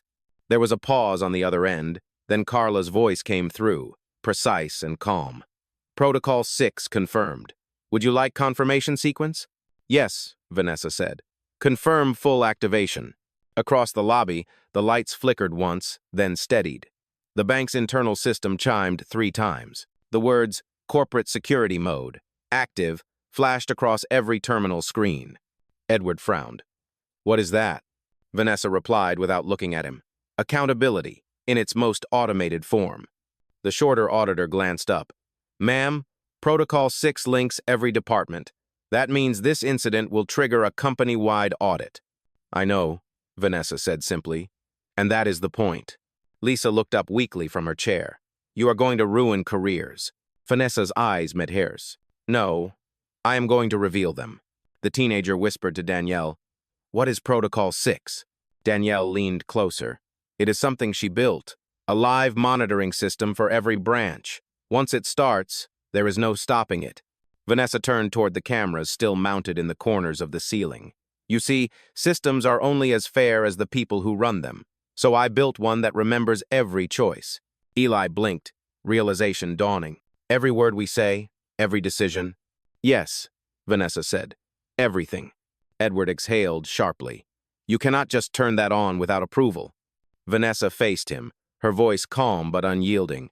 I can, because I approved it, and because I own it. The taller auditor's tablet beeped again.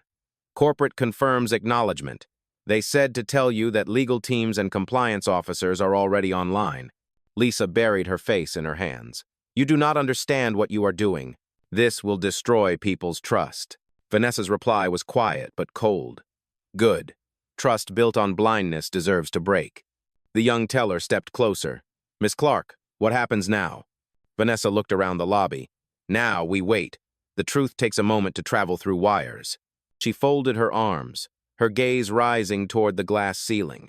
The sunlight above fractured through the panes, scattering into shards of gold. It landed on her face like fragments of a crown. The teenager lifted his phone again, not to film, but to capture a still image.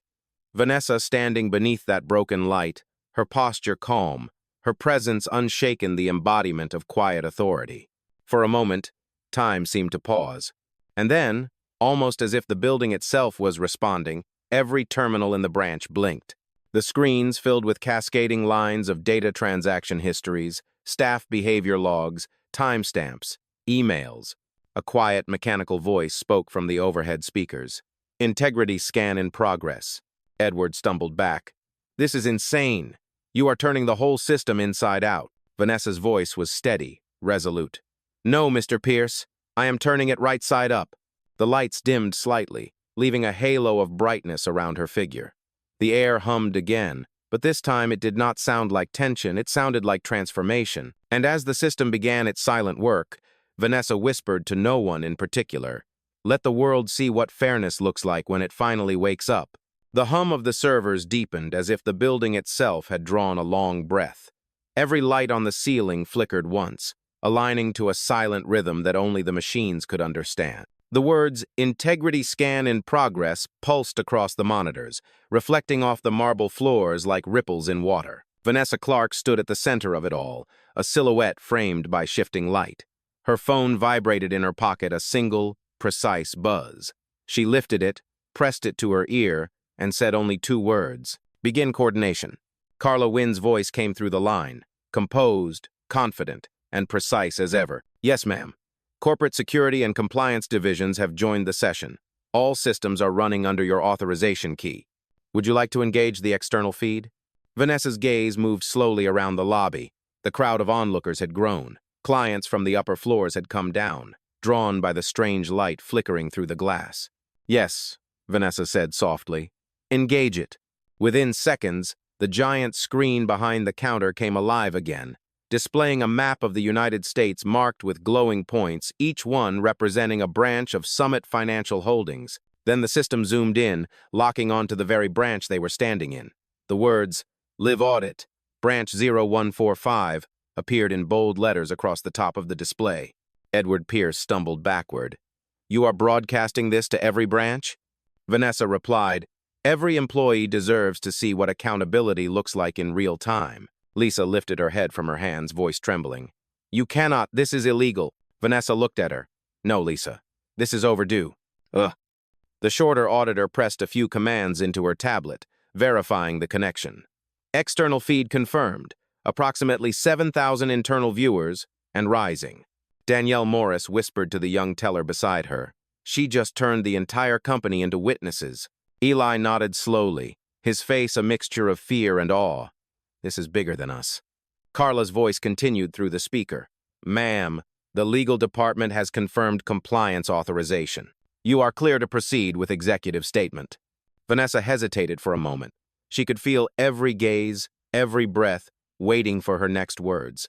But she was not thinking of the cameras, the employees, or even the auditors. She was thinking of the version of herself that once sat in a car outside another bank 2 decades ago, humiliated, trembling, and silent. She closed her eyes briefly, inhaled, and spoke. This is Vanessa Clark, Chief Executive Officer of Summit Holdings.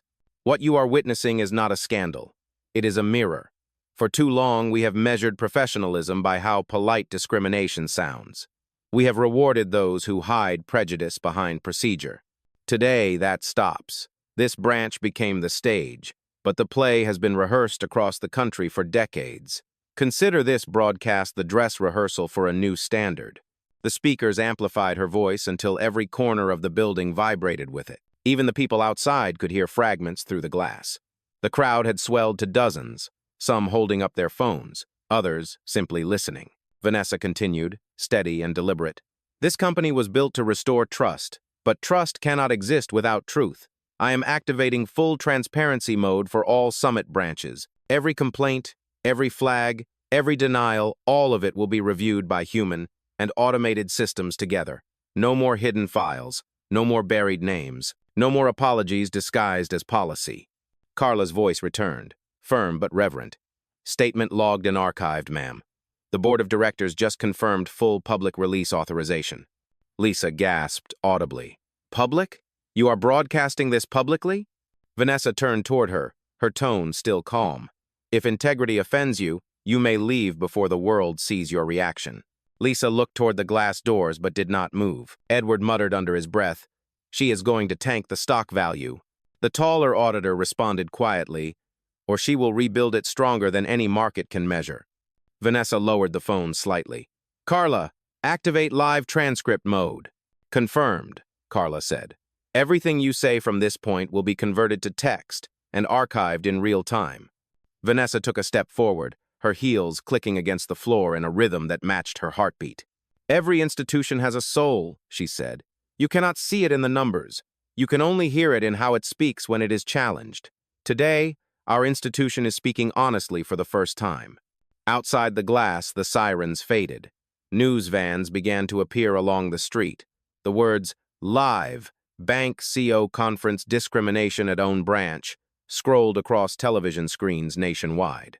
Vanessa could see her reflection on one of the monitors, composed, steady, and unrecognizable from the woman who had entered this branch an hour earlier. She did not look angry or triumphant. She looked inevitable. Lisa stood slowly, her voice a whisper. Why are you doing this to us? Vanessa looked at her, not with hatred but with quiet understanding. Because I am not doing it to you. I am doing it for everyone who will walk through these doors after you are gone. For the first time, Lisa did not argue. She just sat down again, the fight drained from her body.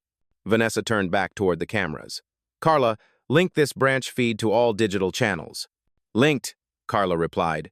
Vanessa spoke again, her voice softer now, but sharper for it. To anyone watching this from another branch, another company, another country, understand this clearly. The most dangerous form of discrimination is the one that wears a suit, smiles politely, and calls itself procedure. I will not let this company speak that language anymore. The words settled into silence. No one dared to move. Then Carla's voice returned once more. Protocol 6 complete, ma'am. All departments online. External communication requests incoming. Vanessa closed her eyes, her tone barely above a whisper. Hold them for now. Let them wait. Silence still has work to do. The lights dimmed slightly as the system finished its cycle. The lobby glowed with the faint blue hue of a network alive, humming, awake. Outside, the crowd continued to grow. Inside, the woman who owned the bank finally allowed herself a breath. For the first time in her life, Vanessa Clark was not defending her place. She was defining it. The blue glow of the monitors cast long shadows across the marble floor. Each flicker of light seemed to rearrange the room, turning what had been a simple branch lobby into a modern courtroom of conscience. Outside, the crowd thickened. Television crews set up tripods along the sidewalk, microphones raised toward the glass. Inside, no one dared to speak above a whisper. Vanessa Clark stood still in the center of it all, her phone still in hand, her posture calm but commanding. She had become both the judge and the example, her presence pulling the chaos into focus. The words from her public statement continued to echo across the speakers. The most dangerous form of discrimination is the one that wears a suit, smiles politely, and calls itself procedure. Eli, the young teller, glanced nervously toward the windows. "Ma'am, the media is outside. Should we—" Vanessa shook her head slowly. "Let them stay. Truth should not hide behind blinds." Lisa Newman remained seated near the counter, eyes unfocused, mouth slightly open. Her career had collapsed in the same building where she once held authority. Edward Pierce stood a few feet away, his jaw set but his confidence gone. He looked at Vanessa as if seeing her for the first time. "Miss Clark," he began cautiously, "you have made your point. You have exposed what needed to be exposed. But if this continues, it will spiral beyond repair. You could destroy the company's reputation." Vanessa turned to him, her gaze sharp but not cruel. "Mr. Pierce, reputation without integrity is just a costume. It looks impressive until someone turns on the light." Eli swallowed hard, his voice low. "Ma'am, what if other branches start reacting? The system is sending alerts everywhere. People are talking online." Vanessa walked toward the counter, the rhythm of her steps slow and deliberate. "Good," she said. "Let them talk. Let them choose which side of the mirror they stand on." The shorter auditor checked her tablet, scanning through live data. "Ma'am, the transparency feed has already been viewed by over 100,000 employees. Several branch managers have requested to join the compliance call." The taller auditor added, "And 5 regional directors have sent internal messages. They want to review their training procedures immediately." Vanessa's eyes softened. Then maybe this was never about destruction. Maybe this is about awakening. Danielle Morris, the client who had stayed through it all, stepped closer. "You do not realize what you just did, do you?" Vanessa looked at her. "I did what I have always done. I asked for accountability." Danielle shook her head, her voice trembling with emotion. "No, you gave people permission to question what they have always accepted. That is more powerful than any law." Vanessa smiled faintly. "Then perhaps that is the beginning of real equity." Lisa stirred, her voice hoarse. "You think people will remember you as some kind of hero. They will not. They will call you divisive." Vanessa looked at her quietly for a long moment. "If fairness divides, then the world was already broken before I arrived." Edward looked toward the glass, where flashes from cameras outside stuttered like lightning. "You have made us into a headline, Vanessa. Is that really what you wanted?" Vanessa tilted her head slightly. "No, I wanted a mirror. The headline just happened to reflect what was already there."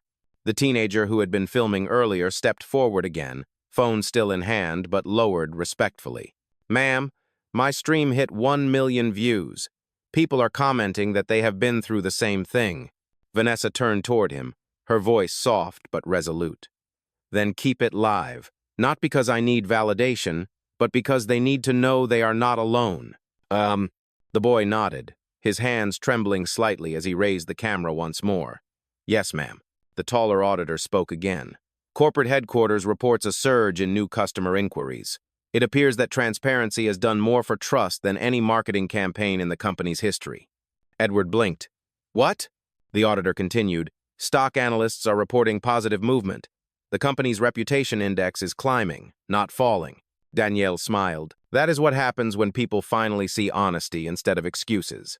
Vanessa exhaled slowly. The tension that had clung to her shoulders all morning began to ease. "Integrity has never been bad for business," she said. Eli looked around the lobby as though seeing it anew. "It feels different in here. The room, I mean." Vanessa nodded. "Truth changes the air. You can breathe better once the lies are gone." The shorter auditor spoke quietly to her tablet. "Public confidence report updated.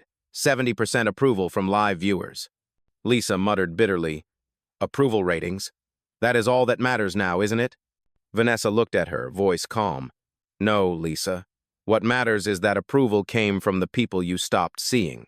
Outside, the noise of the crowd began to shift from curiosity to applause. It started as a faint sound, scattered and uncertain, then grew louder, stronger, unified. The glass walls trembled with it. People were clapping not for drama, but for revelation. Vanessa turned toward the sound, her reflection caught in the glass beside the faint outline of the cheering crowd. The contrast was striking. One woman, standing alone inside the institution she owned, surrounded by strangers who had finally recognized her not as a suspect, but as a symbol. She looked back at Eli. How many branches are still connected? All of them, he said. Every single one. Vanessa nodded slowly. Then the message is complete. She pressed her phone to her ear again. Carla, initiate step 2. Carla's voice was steady. Step 2 confirmed. Would you like to verify activation? No, Vanessa said. Let it run. The monitors flickered again. This time the blue light turned golden, flooding the room in warmth. A new message appeared across the screens. Equality Initiative active. Company-wide review in progress. Danielle whispered. What does that mean? Vanessa answered. It means we are done talking about change. Now we start proving it. The golden light reflected off the marble, casting long, soft patterns across Vanessa's face. The applause outside grew louder, echoing through the glass like the sound of a verdict finally delivered. And for the first time, the building no longer felt like a bank. It felt like redemption built in stone. The golden light from the monitors spread like dawn through the glass walls. Every screen, every surface shimmered with a faint reflection of change. It was not harsh or blinding. It was warm, deliberate, alive. The room that had once felt cold and corporate now pulsed with something entirely different clarity. Vanessa Clark stood still at the center of that light, her silhouette framed against the massive screen behind her. The words, Equality Initiative Active, glowed softly over her shoulder. Around her, the atmosphere shifted from shock to reverence. The crowd inside the branch, once silent and afraid to move, began to breathe again. Eli looked around, his eyes wide. It feels different in here. Vanessa gave a small nod.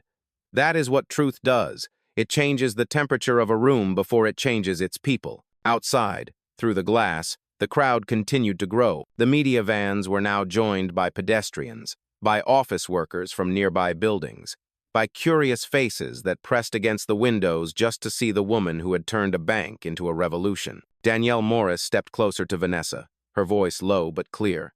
Do you realize the entire city is watching? You are trending across every network. They are calling this the Day of the Mirror. Vanessa's lips curved into the faintest smile. Fitting, isn't it? For once, the reflection looks honest. Lisa Newman sat quietly on a nearby chair, her face pale, her body small beneath the fluorescent lights. She looked broken, yes, but also human, stripped of the polished armor of authority. Her voice cracked as she spoke. What happens now? Vanessa turned to her slowly. Now you learn. Lisa frowned faintly. Learn what? That redemption does not come from apology, Vanessa said. It comes from acknowledgement. How? Lisa's eyes filled with tears, but Vanessa's expression remained calm. There was no vengeance in her tone, only truth. Edward Pierce stood near the far wall, still trying to piece together the fragments of his collapsed pride. You realize what this will do to the markets, he said weakly. There will be panic. Investors will think the company is unstable. Vanessa faced him. The only instability investors fear is silence. Once they see the truth, they will know the system is stronger than any lie that ever managed it. The taller auditor stepped forward, his voice steady. Miss Clark, headquarters is asking if they should release the internal equity data to the public feed. Vanessa thought for a moment, then nodded. Yes, transparency without totality is just decoration. The shorter auditor tapped a command into her tablet. The screens shifted again, displaying charts, numbers, and percentages that painted a story more damning than words ever could. The employees inside the branch stared at the data. Pay disparities, promotion gaps, hiring patterns, it was all there, laid bare in lines of light. Danielle exhaled. They are seeing the skeleton of the company. Vanessa replied, and for the first time it looks alive enough to heal. Lisa looked up from her seat, her voice trembling. How can you not be angry after everything that happened? Vanessa's gaze was calm but piercing. Because anger would make this about me. It was never about me. It was about what happens every time someone like me walks into a room built to make them doubt themselves. Eli spoke softly. Ma'am, I think people outside are starting to chant. They could hear it now, faint at first, then growing. Through the glass, voices began to rise in rhythm. The sound carried a strange beauty, raw and unplanned. It was not protest, it was recognition. Vanessa turned her head toward the sound. For a moment, her posture softened. They are not chanting for me, they are chanting for themselves. The taller auditor's tablet beeped again. Ma'am, the board of directors is requesting a direct connection. They would like to address the public through your live feed. Vanessa nodded. Patch them through. The main screen flickered again. The boardroom appeared the same faces as before, but their expressions had changed. There was humility now, perhaps even pride. The lead director spoke. Miss Clark, on behalf of the board, we are implementing permanent equality oversight protocols effective immediately. Every branch will undergo mandatory cultural review and accountability training, overseen by your office directly. Vanessa inclined her head slightly. Then let this moment be your first lesson. Leadership begins when apology turns into structure. The director nodded solemnly. Understood. The screen faded back to the Summit Holdings emblem. The shorter auditor looked up from her device. All systems confirmed, ma'am. The protocol has gone global. It is already being discussed by international regulators. Eli whispered, half in disbelief. You changed the system in one morning. Vanessa looked at him kindly. No, I reminded it of what it promised to be. Lisa buried her face in her hands, silent tears falling onto her skirt. The sound of the chanting outside grew louder, merging with the rhythmic hum of the building's systems. The world was no longer looking away. Danielle watched the scene quietly. You know they will write about this for years. Vanessa smiled faintly. Then let them write it correctly, not as an act of revenge, but as a restoration. The golden light pulsed again. The message across the main screen shifted one last time. The new words appeared slowly, letter by letter. Fairness is not a favor. It is a foundation. The crowd outside saw it too, projected through the glass. They began to clap again slowly, rhythmically, as if acknowledging the heartbeat of something new being born. Vanessa looked toward the ceiling, her voice quiet but certain. For every door that ever closed in our faces, for every hand that ever pulled a smile over suspicion, this is the sound of it unlocking. Eli's voice trembled. It feels like the whole building is alive. Vanessa nodded. It is. For the first time, it finally knows who it belongs to. The light around her shimmered like sunrise breaking through storm clouds. The faces watching her inside and outside saw not just a CEO but a symbol. The calm at the end of confrontation, the dignity that follows chaos, the quiet that comes when justice finally breathes. And as the words on the screen glowed brighter, Vanessa whispered the same sentence once more, but this time to herself, soft, steady, sacred. Fairness is not a favor. It is a foundation. The applause outside was no longer faint. It filled the air like rolling thunder wrapped in gratitude. The glass facade of the bank trembled under the rhythm of clapping palms and shouted names. It was not chaos, it was awakening. Inside, the atmosphere had shifted completely. The same marble lobby that had once felt sterile now radiated warmth. The same people who had once watched silently now stood taller, shoulders squared, eyes wide with the realization that they had witnessed something irreversible. Vanessa Clark remained in the center of it all, still and composed. The golden light from the monitors painted her skin in soft hues of fire and amber, her presence calm but undeniably magnetic. She was not smiling, not basking. She stood like a monument, steady, purposeful, present. Eli turned toward her, voice trembling slightly. Ma'am, people outside are chanting your name. Vanessa did not move. Then they have not heard me clearly yet. This was never about my name. Danielle Morris looked up at the massive screen still glowing behind her. It does not matter, Vanessa. You gave them something they have not seen in a long time, truth that does not apologize. Vanessa's voice was low but powerful. Truth should not need to apologize. It should simply stand and let the world decide if it wants to kneel or rise. Ugh. The shorter auditor approached cautiously, holding her tablet close. Miss Clark, Corporate Communications just issued a press release. They are calling this a turning point in company history. The public response is overwhelmingly positive. You have managed to transform an internal failure into a global declaration. Edward Pierce, still standing near the wall, finally found his voice. Congratulations, you have rewritten the company's future. But do you really think people will stay loyal once they realize what was hiding under the surface? Vanessa turned her gaze toward him, calm and unwavering. The truth does not drive people away, Edward. The lie does. I would rather rebuild from honesty than expand on deceit. Edward's lips parted, but no answer came. He looked away, his own reflection in the glass reminding him of what pride had cost him. Lisa Newman, still seated, finally lifted her head. Her voice was small, stripped of the edge it once carried. Do you believe I am beyond redemption? Vanessa studied her for a moment before answering. No one is beyond redemption, but redemption requires honesty, and honesty begins with silence. You have not sat in your silence long enough yet. Lisa nodded slowly, tears glistening in her eyes. The taller auditor's voice broke the quiet. Miss Clark, headquarters reports that social media coverage has surpassed 10 million views. Major networks are broadcasting your statement live. The world is watching. Vanessa inhaled deeply, her voice steady. Then let them watch the part they rarely get to see, the aftermath. Eli looked confused. The aftermath? Yes, Vanessa said. People are moved by outrage, but they grow through reflection. This is the part where we choose what kind of company we want to become. She turned toward the monitors and gestured gently. The light dimmed, and the glowing words, Equality Initiative Active, faded into the background.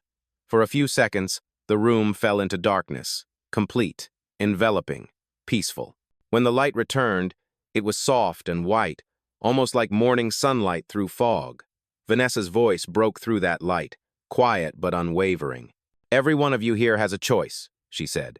You can see this day as an embarrassment or as an invitation. You can walk out those doors and say you witnessed a scandal, or you can walk out and say you witnessed accountability. The story will be written either way, but you decide which version you live in. Her eyes swept the room slowly. Every person felt seen. Every person felt measured not by wealth, not by role, but by truth. Danielle nodded, whispering. That is leadership, Vanessa continued. I will not fire everyone who stood by and watched this happen. I will not cancel or condemn those who stayed silent. But I will expect more from every one of you starting now. From today forward, silence will no longer protect anyone. If you see bias, name it. If you see injustice, stop it. And if you see someone being diminished, remember that you are standing in a building that was rebuilt because one woman refused to stay quiet. Eli looked down, tears gathering in his eyes. You changed everything. Vanessa shook her head gently. No, Eli. I reminded everything what it was supposed to be. The words lingered like incense. Even Lisa looked at her differently, no longer with fear, but with a small, fragile respect. The shorter auditor spoke softly. Ma'am, shall I finalize the audit report? Yes, Vanessa said. Title it The Day the System Remembered. The auditor nodded and began typing. The words appeared on the giant screen in glowing letters. The Day the System Remembered. Danielle smiled. That sounds like history. Vanessa glanced toward the glass doors where sunlight pooled across the floor. History is what people write when they finally understand what they lived through. The applause outside continued, growing louder as words spread through the streets. A chant began, not just her name this time, but the company's name, transformed into something new, something proud. Summit Holdings. Summit Holdings. Summit Holdings. It echoed like a heartbeat against the glass. Vanessa turned toward the crowd, her reflection merging with theirs. She raised her hand once, not as a signal of authority, but of acknowledgement. The crowd responded instinctively, cheering, crying, applauding louder. She lowered her hand again and spoke softly, more to herself than to them. It is strange, isn't it, how justice sounds like applause when it finally arrives. Eli exhaled, whispering, It sounds like freedom. Oh, Vanessa's gaze lingered on the crowd, on the people whose faces pressed against the glass, black, white, brown, young, old, all of them connected by one shared truth. They had seen prejudice, and they had seen it lose. The taller auditor approached quietly. Ma'am, the board has asked if you would like to return to headquarters for a press conference. Vanessa shook her head. No, headquarters can wait. I will stay here a little longer. Why? He asked. Vanessa looked around the marble, the light, the faces that had turned from witnesses into believers. because this is where it began, and every revolution deserves to rest in its birthplace before it moves on. The golden light returned, wrapping around her like dawn reclaiming the night. And as the crowd outside kept clapping, Vanessa Clark, the woman they once doubted, the leader they now revered, stood quietly in the center of her own building, letting the sound of justice fill every corner until the walls themselves seemed to hum with memory. The applause outside began to fade into something quieter, steadier, an echo that carried through the glass and into the marble bones of the building. It was no longer a roar of shock or triumph. It had softened into a hum of reverence. The world had seen what it needed to see. Now came the silence that follows revelation, the kind of silence that does not erase noise but honors it. Vanessa Clark remained still in the middle of the lobby, her eyes tracing the golden reflection across the floor. It shimmered like the residue of sunlight after rain. Her phone buzzed again, but this time she did not reach for it. She needed a moment to breathe, to let the weight of the morning settle into her chest. Eli stood nearby, still in quiet awe. "Ma'am," he said softly, "it feels like something sacred just happened here." Vanessa turned to him, her tone gentle. "It did, but sacred moments are not miracles, Eli. They are decisions repeated until they become normal." He nodded slowly, as if memorizing her words. Across the room, Danielle Morris had pulled out her own phone. "Vanessa," she said, "every news outlet in the country is streaming this live. Reporters are calling this the new corporate awakening. Some are even comparing it to civil rights moments in business history." Vanessa exhaled quietly, her eyes still distant. History does not happen because of one event. It happens because enough people finally refuse to let the same event happen again. Lisa Newman remained seated in the corner. She had not spoken for several minutes. Her tears had dried, but her face carried the exhaustion of someone forced to look directly into her own reflection for too long. When she finally spoke, her voice was faint. "I thought I understood what fairness was. I used to believe it meant treating everyone the same. I never realized it could also mean seeing who has never been seen." Vanessa looked at her. "Fairness begins with that realization. The rest is the courage to act on it." Lisa nodded once, her chin trembling. "I do not expect forgiveness." Vanessa's reply was soft. "Good. Forgiveness is not something you expect. It is something you earn by choosing not to repeat what required it." The taller auditor stepped forward, his tone formal. "Miss Clark, the board has approved your equality initiative as permanent company policy. You now have complete oversight over cultural restructuring across all divisions." Vanessa nodded slowly, her expression unreadable. "Then we will build something that outlives our apologies." The shorter auditor added, "Branches across the country are holding their own meetings right now. Employees are discussing bias, representation, and ethics in real time. The system is alive." Eli smiled faintly. "You did that." Vanessa looked at him. "No, Eli, we did that. The truth only grows when more than one person waters it." He smiled wider, shoulders relaxing for the first time all morning. Edward Pierce stepped forward hesitantly, his voice lower now. "Miss Clark, I want to apologize. I should have stepped in earlier. I let my assumptions make decisions for me." Vanessa turned toward him, her expression measured.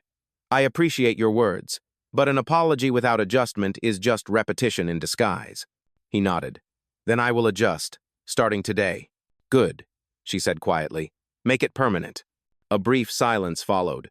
The crowd outside had stopped chanting now. Some people were dispersing, others staying behind to watch, but the energy had shifted from confrontation to contemplation. Danielle stepped closer, lowering her voice. "You know they are going to call you a hero after this." Vanessa gave a faint smile. "People love heroes when they are convenient, but real heroes make them uncomfortable. I am not here to be celebrated. I am here to make sure the next woman who walks into this branch does not have to explain her existence." Danielle's eyes glistened. "You will make sure of that." "I will," Vanessa said, "even if I have to remind them every single day." Her phone buzzed again. This time she answered. Carla Wynn's voice came through, crisp and steady. "Ma'am, the president of the National Banking Association has requested a meeting. They want to discuss adopting your transparency protocol nationwide." Vanessa smiled faintly. "Tell them to come ready for truth, not photo opportunities." "Yes, ma'am," Carla replied. Vanessa ended the call and slipped her phone back into her pocket. Lisa spoke again, her tone weak but sincere. What will you do with me? Vanessa turned toward her. That depends on you, Lisa. If you are willing to learn, you can help rebuild what you helped break. But the decision is yours. Lisa nodded slowly. Then I want to stay. I want to learn. Vanessa's gaze softened. Then start by listening more than you speak. Lisa's eyes lowered. I will. The taller auditor cleared his throat gently. Miss Clark, would you like us to begin closing the branch for the day? Vanessa looked around the lobby, the people, the reflections, the light. No. Keep it open. Let people come in. Let them see what transparency looks like when it is not just a press release. Yes, ma'am. Eli smiled. You are really going to stay here, aren't you? Yes, Vanessa said. At least until the air feels different. That is how you know a place has healed when its silence no longer hurts. Danielle tilted her head. And after that? Vanessa glanced toward the glass wall where sunlight spilled across the floor, reaching toward her feet like the beginning of a new path. After that, I will go where the silence still hurts. For a long moment, no one spoke. The world outside continued to move, but inside, the branch had become still again, not with tension, but with peace. The final words on the monitor glowed in soft gold. Fairness is not a favor, it is a foundation. Vanessa read it one more time and whispered, and foundations must be built everywhere, not just here. She turned toward the crowd behind the glass, her reflection merging with theirs under the morning sunday. The applause did not return this time. What came instead was something deeper, a collective exhale, and in that breath, the city seemed to understand that what had happened inside that bank was not the end of a story. It was the beginning of a standard. By early afternoon, the chaos outside the bank had thinned into a soft murmur. The cameras were still there, but their lenses no longer hunted for drama. They lingered instead, respectful, like witnesses unwilling to leave the scene of history. Inside, the marble floors gleamed under a fading golden light. The hum of machines was now gentle, almost musical. Every screen in the building continued to glow with the same simple sentence. Fairness is not a favor, it is a foundation. Vanessa Clark remained in the same place where everything had begun beside the counter that had once been a border between disbelief and dignity. Her hands rested lightly on the polished surface. She was not tired. She was steady. Eli, still nearby, spoke softly. It feels peaceful now. Vanessa nodded. Peaceful is what truth feels like when it stops being questioned. Danielle Morris leaned against a marble pillar, arms folded, her expression caught between pride and disbelief. Do you realize what you did here today? Vanessa looked at her, voice calm. I reminded people what they already knew but forgot how to practice. Danielle smiled faintly. You do not even sound surprised. Vanessa's eyes softened. When you spend your whole life fighting to be seen, you stop being surprised by the day people finally open their eyes. Lisa Newman stood near the far wall, quiet and still. Her posture was no longer defiant, it was human. The arrogance had dissolved from her face, leaving behind only something fragile humility trying to take its first breath. She spoke barely above a whisper. Miss Clark, I wanted to say thank you. Vanessa turned her head. For what? For not destroying me when you could have. Vanessa's tone was even almost kind. If I destroyed you, Lisa, I would have proven your fears right. My job is not to punish, it is to correct. Lisa blinked, the words sinking into her like medicine that stings before it heals. I do not know if I can ever fix what I did. You cannot erase it, Vanessa said gently, but you can outgrow it. Every day that you choose to do better, the echo of this moment gets quieter. And Lisa nodded slowly, tears gathering again. But this time they did not fall. Edward Pierce, who had remained near the back of the room, finally spoke. Miss Clark, you do understand that this will change everything, right? The industry will never look at you or this company the same way again. Vanessa looked over her shoulder. Good. Familiarity is the comfort of the unchallenged.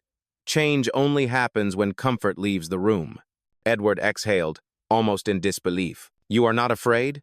No, she said simply, because fear is a luxury I buried a long time ago. The taller auditor stepped forward. Ma'am, all branch feeds have reported completion of Phase 1. Nationwide compliance audit begins tonight. You will receive the preliminary data by sunrise. Vanessa gave a slight nod. Thank you. Forward a copy to every regional manager and ask them to attach their personal statements. Yes, ma'am. The shorter auditor added, public sentiment remains overwhelmingly positive. Media coverage is describing the event as a model for corporate accountability. Hashtags related to the company are trending globally. Vanessa gave a small, almost wistful smile. It is strange how truth becomes a spectacle when it finally shows up. Danielle laughed softly. People are hungry for it. They are tired of polished lies. Vanessa replied, then let us feed them something real. Ugh. Eli glanced toward the large windows where sunlight spilled across the lobby. The world feels different now. Vanessa followed his gaze. It is not the world that changed, Eli. It is our reflection in it. Outside, a group of school children had gathered, holding handmade signs with words they barely understood but somehow felt: respect, justice, dignity. Their teacher stood behind them, explaining what had happened inside the building that morning. Vanessa watched them through the glass. That, she said softly, is why this matters. Because one day, one of those children will walk into a place like this, and the only question asked will be, how can I help you? Not, who are you to ask? Danielle's voice was thick with emotion. That is the world we have been trying to build. Vanessa nodded slowly, brick by brick, moment by moment. Lisa approached hesitantly. Miss Clark, would you allow me to be part of that rebuilding? Vanessa studied her for a long second. You may assist, Lisa, but rebuilding begins inside you first. The rest will follow if it is real. Lisa's voice trembled. I understand. Good, Vanessa said quietly. Then start by listening, not leading. Lisa nodded, wiping her face with the back of her hand. The taller auditor checked his watch. Ma'am, it is nearly 3 o'clock. We can close the branch and escort you out if you wish. Vanessa shook her head. Not yet. I will leave when the last customer does. Ugh. Danielle looked around. There are no customers left. Vanessa smiled faintly. Then I will stay until the air remembers what respect smells like. Eli chuckled softly. You talk like someone who has seen the future. Vanessa looked at him, her tone light but firm. Maybe I have, or maybe I am just tired of seeing the past. Outside, the light had begun to shift toward evening. The reflection of the crowd was fading, replaced by streaks of amber sky. The noise of traffic and voices blended into a distant hum, a reminder that the world was still moving, still ordinary, even after extraordinary moments. Vanessa stepped closer to the window. Her reflection merged with the fading sunlight, and for the first time that day, she allowed herself to exhale fully. The glass before her no longer showed division. It showed unity inside and outside reflected as one seamless image. Behind her, Danielle whispered to Eli, Do you think she knows how much she has changed everything? Eli smiled softly. She knows, but she will never say it. That is what makes her who she is. The last of the daylight poured across the floor, warm and golden, touching the very spot where it had all begun, the counter where doubt had spoken, and dignity had answered. Vanessa placed her hand there once more, not in anger, not in memory, but in acknowledgement. You see, she said quietly, even marble can remember who stood on it. And as the sun dipped below the skyline, the bank fell into a silence so complete, it felt like the entire city had paused not to watch her, but to listen to what she had just taught it to hear. Night settled over the city, turning the glass towers into mirrors for the streetlights below. The bank branch, now emptied of its audience, glowed softly against the darkness. The golden message on every screen, fairness is not a favor, it is a foundation, still pulsed gently, like a heartbeat refusing to fade. Vanessa Clark sat alone in her private office upstairs, the blinds half open, the cityscape stretching endlessly beyond the windows. The noise from earlier had vanished, replaced by a stillness so complete it felt almost holy. She had been silent for nearly an hour, just breathing, letting the magnitude of the day wash over her without drowning her in it. On the mahogany desk before her lay a single piece of paper, an old letter written years ago. The paper had yellowed around the edges, the ink slightly faded but still legible. It was a note from her late mother, written the day Vanessa had left home for college. She unfolded it carefully and read it again, whispering the words aloud like a prayer. When the world tells you to stay quiet, listen carefully to what silence is really saying. It is not peace, my daughter. It is waiting for someone like you to speak. Her mother's handwriting curved gracefully across the page, each word carrying the weight of prophecy. Vanessa's throat tightened, but she did not cry. She simply placed her hand over the paper and whispered, I spoke today, Mama, and they finally heard. The door opened softly behind her. It was Eli. He stood there awkwardly, holding a file in one hand and uncertainty in the other. I did not mean to interrupt, he said. I just wanted to check if you were all right. Vanessa smiled faintly. I am fine, Eli. Just remembering where this voice came from. He hesitated, then stepped closer. People downstairs are still talking about you. Some of the staff are saying they feel like they work for a different company now. You do, Vanessa said. You work for one that finally remembers who it serves. Eli nodded, eyes bright. You changed more than a company, ma'am. You changed us. Oh. Vanessa looked back at the skyline, the lights, the motion, the city that had never once stopped for her until today. Then maybe that is enough for one lifetime, she said softly. Eli placed the file on her desk. The auditors left this for you, the official report. Vanessa glanced at it but did not open it. Let it wait until morning. Tonight, I just want to sit with the sound of a world learning how to breathe differently. Eli smiled and stepped back. Good night, Miss Clark. Ho. Good night, Ellie. When he left, Vanessa turned once more to the letter, tracing her fingers along the edge. Outside, the city lights flickered gently, like candles at a vigil. Inside, a woman sat in quiet triumph, not the triumph of conquest, but of completion, the kind of triumph that sounds exactly like peace. Dawn crept slowly across the skyline, brushing the city awake in shades of amber and pale gold. The glass facade of the summit branch caught the first light, its reflection stretching across the quiet street like a promise renewed. Inside, the building was silent but alive. The faint hum of computers had replaced the noise of yesterday's storm. The marble floors gleamed again, polished overnight by a staff who now worked with a new kind of pride. On every monitor, the same message still glowed. Fairness is not a favor, it is a foundation. Oh. Vanessa Clark arrived early, her heels clicking softly against the floor. The security guard at the entrance nodded with respect, deeper than routine. Good morning, Miss Clark, she smiled gently. Good morning, James. How does the building feel today? He paused thoughtfully before answering. Different. Lighter somehow. Vanessa nodded. That is what truth does. It lifts what lies way down. She walked through the lobby, letting her hand brush against the cool marble counter. The same counter that had once divided dignity from doubt now stood as a symbol of something repaired. In the corner, a small vase of white lilies had appeared, no note, no sender, just quiet gratitude left by unseen hands. Vanessa smiled faintly. Eli appeared from the side hallway, holding 2 coffees. I figured you would be the first one in. Vanessa accepted one. And you are learning to anticipate what leadership looks like. That is good. He grinned shyly. Everyone downstairs is talking about yesterday. They said it felt like history had a pulse. Vanessa looked toward the sunlight breaking through the glass. History always had a pulse, Eli. It just needed someone to put their ear close enough to hear it. They stood together for a quiet moment, the scent of coffee mixing with the lilies, the morning still stretching into possibility. Eli finally asked, "What happens now?" Vanessa took a slow sip, her voice steady. Now we build. Not higher, not faster, just stronger. Because a foundation only matters if it holds. Outside, the city was waking up. Inside, Summit Holdings had already begun again, reborn, not through power, but through principle. And in that quiet morning light, Vanessa Clark knew that the real work had only just begun. The sun climbed higher over the city, spilling through the glass towers in waves of gold. The light moved slowly across the lobby of Summit Holdings, tracing the veins in the marble like time signing its name. Morning had fully arrived, and with it came a quiet sense of something new, something lasting. Vanessa Clark stood at the edge of the lobby, watching the reflection of the city shimmer across the polished floor.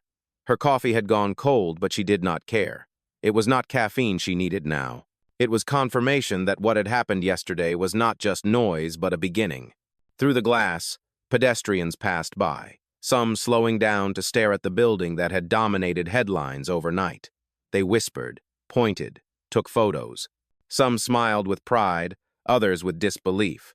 But all of them looked. That alone was change. Eli walked up behind her, a small stack of documents in his hands. The final report, ma'am. All branches have confirmed compliance with the new equality initiative. The data is already trending. Employees are calling it the Clark Standard. Vanessa turned slightly. eyebrows lifting. The Clark standard? Eli smiled, almost sheepishly. That's what they're calling it online. It means fairness, transparency, and zero tolerance for bias. It's already spreading to other corporations. Some CEOs have pledged to adopt it. Vanessa exhaled slowly. Let them adopt it in action, not in name. Eli nodded. They will, ma'am. People are listening now. Danielle Morris stepped out of the elevator, elegant as ever, holding a tablet filled with media requests. Vanessa, you are being asked for interviews from every major network. They all want to hear your side of the story. Vanessa smiled faintly. The story already told itself. The footage is enough. But they want you, Danielle said softly. They want to know what it felt like. Ugh. Vanessa looked toward the counter, the same place where disbelief had once stood taller than respect. What it felt like, she echoed. It felt like breathing for the first time without asking permission. Danielle's expression softened. That is what the world needs to hear. Vanessa shook her head gently. No, Danielle. What the world needs to do is listen to the people who never stopped trying to breathe while no one noticed. For a moment, no one spoke. The air carried the faint hum of the building's systems, the heartbeat of an institution that had finally remembered it was made by human hands. Lisa Newman appeared from the side hallway, hesitant but determined. She looked rested, her posture no longer shrinking under shame. Miss Clark, she said, voice quiet but clear, I have been reviewing the training materials you ordered. I would like to volunteer to help lead the new employee empathy sessions. Vanessa studied her for a moment. Are you ready for that? Lisa nodded. No, but that is why I have to do it. A long silence passed between them, filled with understanding deeper than words. Then do it, Vanessa said finally. And when you teach them, do not quote my words. Speak your own truth, the one you learned the hard way. Lisa's eyes shone with gratitude. Yes, ma'am. When she left, Eli turned to Vanessa. Do you really trust her again? Vanessa's voice was calm. Trust is not a gift, Eli. It is a challenge. Let her rise to it. He smiled slightly, as if realizing that he was still learning what leadership meant. The taller auditor appeared at the doorway. Miss Clark, I wanted to personally thank you. What you did yesterday, it will change how we audit bias across every industry. Vanessa replied with quiet certainty. Do not thank me. Just make sure it does not fade when the headlines do. The auditor nodded firmly. It will not. When he left, the lobby fell silent again. Only Vanessa, Danielle, and Eli remained. Danielle glanced toward the sunlight pouring through the windows. You know, it is strange. Yesterday felt like chaos, but today feels sacred. Vanessa smiled. That is because yesterday was truth-breaking, and today is truth-breathing. She began walking slowly toward the main doors, her heels echoing softly.